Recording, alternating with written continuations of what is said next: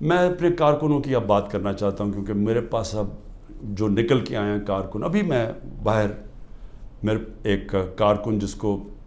17 دن jail میں رکھا ہے وہ واپس آیا، سارے ایک ہی کہانی سنا رہے ہیں، اتنے زیادہ لوگ ہیں، جیل چھوٹا ہے، سب کو وہاں بند کیا ہوا ہے، یعنی وہ جیل میں گنجائش ہی نہیں ہے جو جیلوں میں جتنے زیادہ لوگوں کو انہوں نے بند کیا ہوا ہے۔ کس حالات میں وہ رہ رہے ہیں، کس طرح گندگی ہے وہاں، کھانا ان کو دیا نہیں جاتا، 2 دن کہتا ہم نے روزے رکھے ہیں، کھانا ہی نہیں تھا، اور پھر ان سے جو سلوک کیا گیا ہے، یعنی ایسے رکھا گیا، یہ پولیٹیکل ورکرز ہے، انہوں نے کوئی کرائم نہیں کی، ان کی ابھی تو کرائم ثابت ہی نہیں ہوئی، اور پھر وہ بتاتے ہیں ہم جاتے تھے ادھر عدالت میں، وہاں سے نکلتے تھے دوسرے کیس پہ اندر ڈال دیا۔ اب یہ جو آدمی نکلا ہے، یہ صرف یہ کوئی 40 لوگ رہا ہوئے ہیں، 40 میں سے 7-8 نکلے ہیں، باقیوں کو پھر جیلوں میں ڈال دیا۔ تو یہ مجھے بتائیے کون سا قانون ہے آج پاکستان میں یہ سوال پوچھتا ہوں کہ جو بھی آج حکمرانی کر رہے ہیں، کیا ان کو اندازہ ہے کہ یہ پاکستان کو کتنا نقصان پہنچایا جا رہا ہے؟ ٹھیک ہے، تحریک انصاف کو کمزور کیا جا رہا ہے، توڑا جا رہا ہے، لوگوں کو دھمکیاں دے کے چھڑوائی جا رہی ہے پارٹی، گھروں میں گھس جاتے ہیں، اگر وہ نہیں ملتے تو ان کے جاننے والے یعنی خاندان کے لوگوں کو پکڑ کے لے جاتے ہیں، اگر وہاں کوئی گھر میں کوئی نہیں ہے تو ان کے پھر جو رشتہ دار کہیں رہ رہے ہیں، بہنیں رہ رہی ہیں، ان کے اوپر پیچھے پڑ جاتے ہیں، ان کو اٹھا کے لے جاتے ہیں، پھر بزنسز تباہ کر رہے ہیں، جو حماد اظہر کی فیکٹری بند کر دی ہے، اور بھی میں سب کا بتاؤں کہ جن کے ہمارے جن کے کاروبار تھے، کاروبار بند کر دیے، عاطف خان کا کاروبار 100 سے زیادہ لوگ وہاں کام کرتے تھے، وہ بند کر دیا، وہ ایکسپورٹ کرتے تھے چیزیں، وہ رہ گئی بیچ میں۔ تو یہ جو کیا جا رہا ہے، میں پھر سے یہ سوال پوچھتا ہوں کہ ہم جا کدھر رہے ہیں، یعنی اس سے اچیو کیا ہوگا؟ تحریک انصاف کمزور ہو گئی، تحریک انصاف اتنی کمزور ہوگی کہ وہ الیکشن لڑنے کے قابل نہیں ہوگی، ملٹری کورٹس سیٹ اپ کیے ہیں ایک ہی وجہ سے کہ میرے کوئی بھی کیس کے اندر مجھے سزا نہیں ہو سکتی، سارے میں نے وکیلوں کے ساتھ سارے بوگس کیسز ہیں، تو آخر میں ملٹری کورٹ میں سزا دیں گے، یہ کھولے اس لیے کہ عمران خان کو سزا دی، چلیں جی میں جیل میں چلا گیا، اب آگے چلیں گے، اس کے بعد کیا ہوگا؟ اس کے بعد پوچھنے کی بات یہ کہ کیا پاکستان جو تیزی سے اس دلدل میں پھنستا جا رہا ہے اس سے نکل جائے گا؟ کیا ہماری معیشت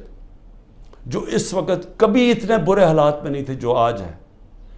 کیا یہ جو مہنگائی پاکستان کی تاریخ میں سب سے زیادہ 12.4% تھی جب ہم اقتدار میں تھے 1 سال پہلے،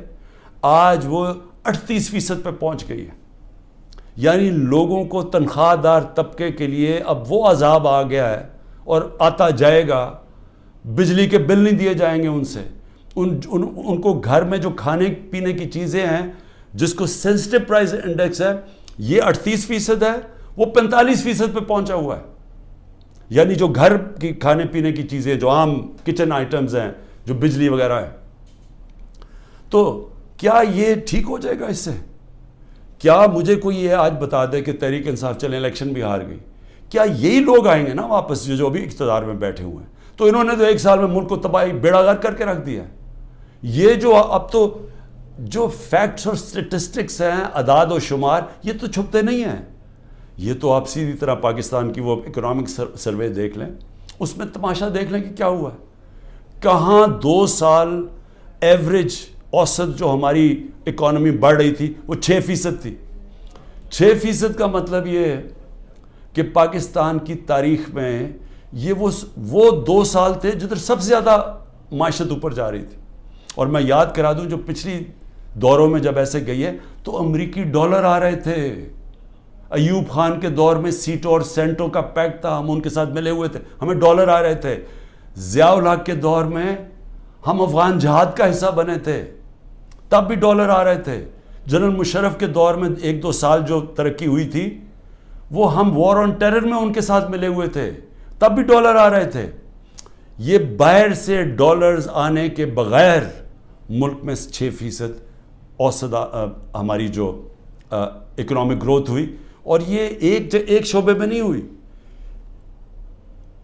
زرعی جو ہم نے چینجز کیے, جو انسینٹیوز دیے, 4.5%, 17 سال کے بعد ہماری زرعی گروتھ ہوئی. ہماری جو لارج اسکیل مینوفیکچرنگ تھی, جو اصل نوکریاں ہیں, وہ 17 سال کے بعد وہ اتنی تیزی سے بڑھ رہی تھی 10.4% پہ. تو جو انڈسٹری بھی بڑھ رہی تھی, ہماری زراعت بھی, جو پروڈکشن سینٹر سے بڑھ رہے تھے, پہلی دفعہ زور لگایا تھا ہم نے آئی ٹی کے اوپر, ٹیکنالوجی کے اوپر, جو 75% اس کی ایکسپورٹس بڑھ گئی تھیں, اور آگے انہوں نے اور آگے جا رہا تھا. بیرون ملک سے اوورسیز پاکستانی پیسہ بھیج رہے تھے. روشن ڈیجیٹل اکاؤنٹ میں $5 ارب آ چکا تھا, اور 1.5 سال کے اندر, اور تیزی سے بڑھ رہا تھا. یعنی بیرون ملک پاکستانیوں کا پیسہ آنا شروع ہو گیا تھا. بڑے پروجیکٹس تھے ہمارے, جس طرح وہ راوی سٹی, اس طرح کے بڑے پروجیکٹس میں اوورسیز پاکستانی کا ہم نے پیسہ لے کے آنا تھا. کیونکہ ابھی تو صرف گھروں میں گھر لیتے ہیں نا, وہ زیادہ سے زیادہ ریل اسٹیٹ میں. لیکن اصل جو پیسہ جب آپ پورا شہر بنا رہے ہیں, اس میں اصل پیسہ آنا تھا, ڈالرز آنے تھے پاکستان میں. اور جو اگر یہ سندھ حکومت نہ ہمارا وہ پروجیکٹ بنڈل آئلینڈ کا ختم کرتی,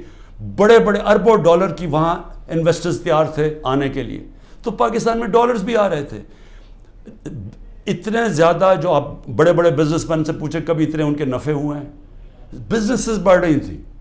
تو ملک جب ترقی کر رہا تھا, اس کو جب اب یہاں پہنچایا ہے, اور ان لوگوں نے آ کے آج تباہی کے کنارے پہ کھڑا کر دیا ہے. نہ باہر سے انویسٹمنٹ آ رہی ہے, نہ کوئی پیسہ آ رہا ہے, نہ باہر سے کسی کو اعتماد ہے, نہ اندر سے. تو کیا انہوں نے ان کو اب آگے لے جا کے ملک